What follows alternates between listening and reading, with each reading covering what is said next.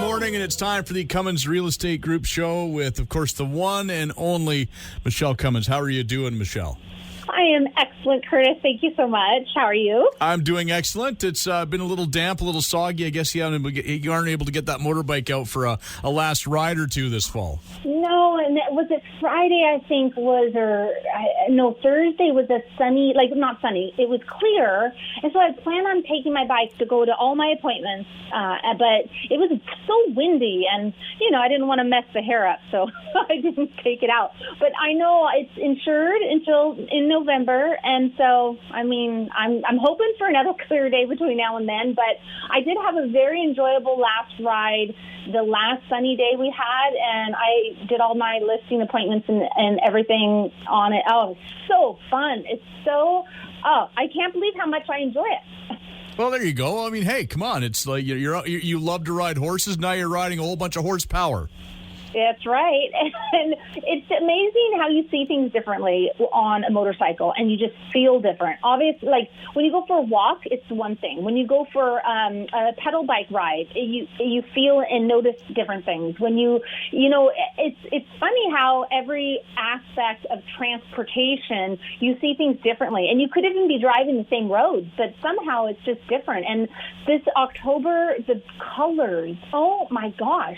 I thought you have to go to East Coast to have the beautiful fall colors, but for some reason, I'm really enjoying them more than ever. I've been in Canada since 1998, and I don't know why, but this October, the colors have been so outstanding. It's been just amazing and just as good as the East Coast. It's just gorgeous. And just imagine that first time you hop on that bike and you drive down to the Oregon coast.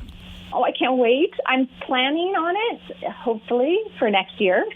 I can't wait to go down the Oregon coast. I hear it's one of the better or best rides in the States, for sure. That's what I've heard as well. Don't you love that it's candle and red wine season as well? Well, to me, it's always red wine season. Well, I haven't liked red wine now since the spring. When it gets warm, I tend to really go for the bubbly and the white, like the white wine or the blush mixed with a little Sprite or 7-Up. Right. Tend to. Yeah. And then I start loving red wine again in the fall. Well, you know what? It's about that time, and yeah, and a book and a candle going. Yeah, that's a pretty good idea. Oh, so nice. I've got a stack of books. My computer is actually sitting on a stack of books that are in line for me to read. And so I got to get my library done this fall, too. That's on my task list. Well, you got the walk-in closet done. Now you can work in a library. It took 3 years to get that done. So, yeah. Then the library's next. So Richard's playing tonight, his singer-songwriter stuff and his pedal, his loop station and everything. He hasn't played live in obviously a very long time, but he's playing at one of my favorite restaurants, the Broken Whisk in Agassiz tonight. The music starts at 8 p.m. I don't know if you can make it, but it's going to be fun. Pretty cool. And, of course, I know that I haven't been to the Broken Whisk, but I know they have legendary milkshakes. Okay, that's what? There's something wrong there. Okay, Curtis, you have got to go to the Broken Whisk. Oh, yes, their milkshakes. They've got Wacky Wednesday, where they have the wackiest, most amazing, out-of-this-world creative dish that they make, dinner. It's always something different. And I love going in, and I don't want to know what it is. I try not to look at their social media so I don't accidentally see it. That day, and I just say, they already know. They know Michele Wacky Wednesday. And if I get in there late, they're so sweet. They'll even save me one, knowing that I'll most likely be there for my Wacky Wednesday. And then on Thursdays, they have the most extreme, creative, crazy, high as a tower burger that they always do a special different burger every Thursday. And then Fridays they do it's more of a seafood evening. They have their normal menu with all their stuff in it, but I love they have these theme days. Oh, it's so fun. The atmosphere is fantastic, and they are wonderful. Michael and Enos, who own it, and Chef Michael and the staff, they're all so great. I love it. I'm going to have to make the trip out there. Wacky Wednesday sounds like my kind of style. So totally. Oh, my gosh, you would love it. Okay, when you go out there, send me a photo of what you get, okay? Done. Okay, cool.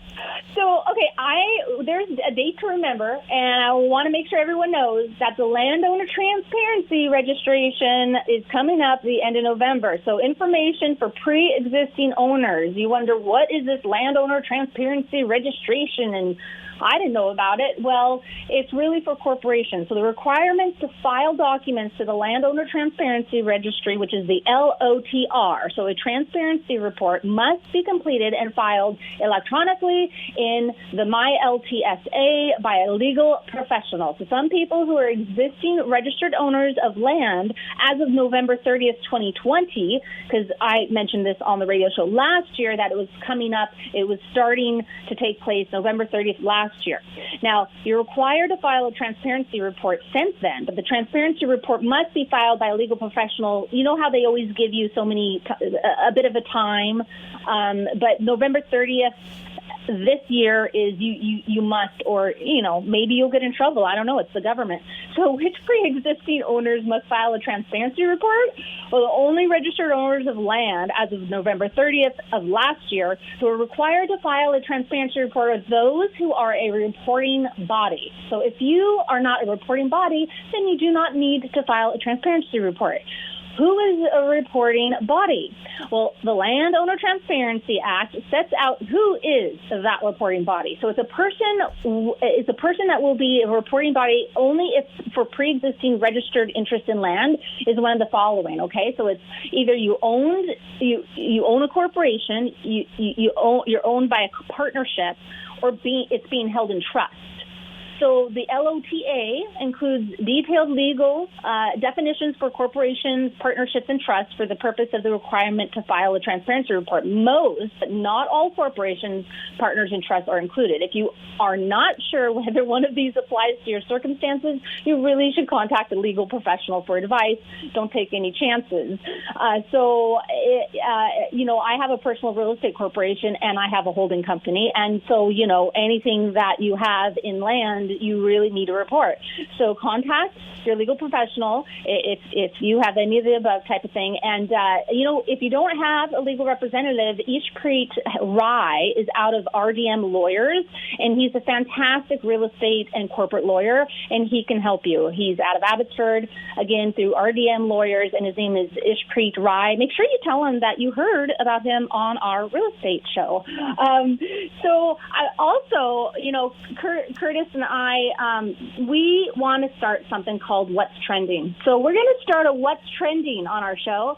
And this first What's Trending, we wanted to mention the neatest, coolest addition to downtown Chilliwack's Five Corners. If you have not been there, it is really hip. It's really cool, and it's really now.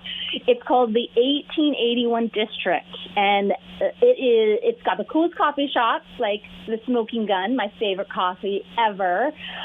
Brandon and Brittany own it, and she did the decorating, and it is just you can see how they roast the coffee right there when you're waiting, like when you're getting your coffee. It's really neat. They have the Bow and Stern there, which is a great restaurant, really delicious, like mussels and oysters and food, and the Fieldhouse Brewing. Who doesn't love that? So it's a really cool area. So check it out. There is nothing for sale there, but there are rental units that they have above, and it's just a really great area. Check it out. But they've really done an amazing job of revitalizing that area in the last few years, and they've really made it kind of cool and hip. Oh, totally. And and I'm just so happy and proud because I love downtown. There's something about downtowns to me that, like Gastown and even downtown Mission, I like, and downtown Abbotsford is I love it. That's why I bought my condo off the Montrose. And the downtown Chilliwack now is I instantly was like, I need to know if there's a for sale. I want to buy a condo here. I want to buy something downtown Chilliwack now, when I never ever would have thought I would ever want to buy something in downtown Chilliwack. But it's really changing. It's really great. And there's some older, I love the structures down there because it's got some really neat architecture, buildings down there as well. But love that new area. No, absolutely. It's a very cool area for sure. I know we only have a couple more minutes before we go on break, and I wanted to talk about moving costs that may surprise you when you get your final bill. And then when we come back from break, we're going to talk about the ABCs of buying a second home. So, moving costs. Now, I've got clients moving up to St. John right now, and you know what? You really got to think of all the moving costs, and don't just rely on a quick quote. So, packing up and moving, it is arduous enough, but making matters worse for many of us Canadians is that there are many additional charges that you're often unaware of. So, according to a survey by Big Steel Box, it's a moving and storage company, if you hadn't heard of them, 19% of respondents didn't realize that they would be charged by weight, of which 36% were not aware of how they would be charged before booking. 30% of respondents paid more money for their move than they were initially quoted. Some companies make you pay 100% upfront before they even come to your door. So be prepared for that. The average cost of moves climbed for a couple of reasons. Destination cities, which are rural, non-urban areas, increases the cost. And Big Box's director of operations, Brian Hawkins, said people have been leaving Toronto, Vancouver, Edmonton, and Calgary because the pandemic taught us we can do our jobs from anywhere. So they would cash in on the housing market, of course, in bigger centers and move somewhere smaller. And we have definitely seen that with I call it the exodus from the west head into the east. So whenever you take trucks off a key line, he says, trucks typically go where the population is. They have to get to you and back. So if there's an opportunity for them to provide a fixed price, that will set consumers up for a win. A lot of companies charge extra fees, including a storage fee if the truck has to wait a couple of days, even a fuel charge. And you were mentioning, Curtis, when you moved, that's kind of what you had to do, hey? Yeah, we had to, when we moved from Prince George back to the lower mainland here, we had to put all of our stuff in storage for like a month. We thought maybe even longer, but we found a place pretty quick. But we still had to pay to store all of our stuff pretty much for a month. Oh, my gosh. That's a whole month. That's a long time. And that was a while ago, and prices have skyrocketed since then.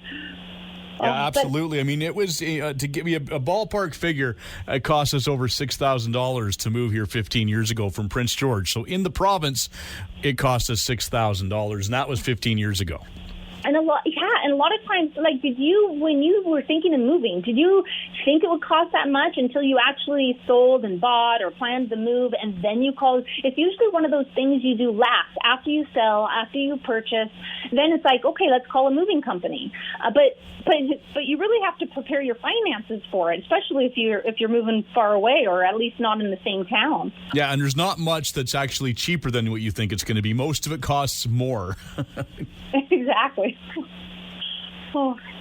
But so that is pretty much it. I just wanted to. He had mentioned a few other things about just be aware that costs are moving up all the time. Gas prices are moving up all the time.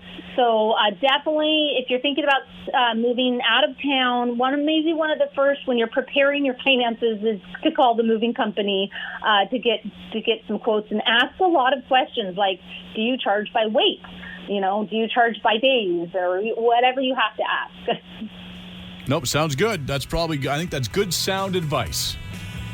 We try to give sound advice here on the Cummins Group Real Estate Show. That's right. Now, if people want more information about what you do as a realtor and as a real estate expert, where can they go? MicheleCummins.ca. We're back with more right after this.